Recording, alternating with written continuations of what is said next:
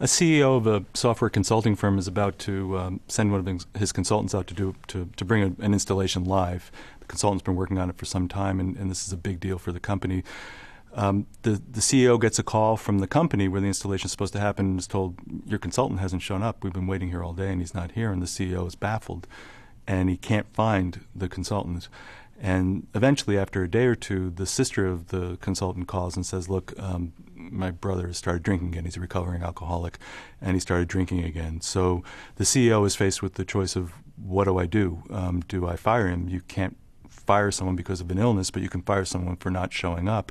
And by not showing up, this guy cost the company a couple $100,000 in business.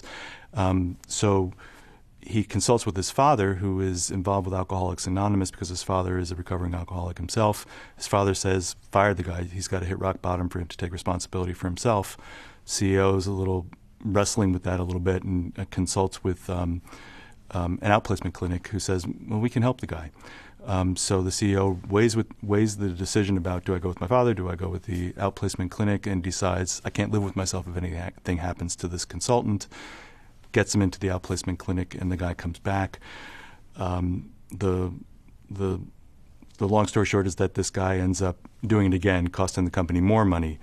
The CEO is faced with the same choice of how far do I go to help this employee, and again he chooses to help the employee and continues to do this until eventually the employee just leaves the company. The lesson that the CEO had to learn is that, in spite of the fact that he couldn't live with himself, and if something happened to this employee, it wasn't about what was best for his feelings. It was about what was best for the employee.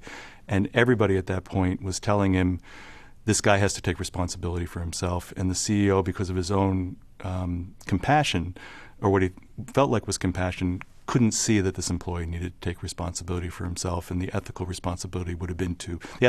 would have been to have the employee take responsibility of himself, which might have involved firing him.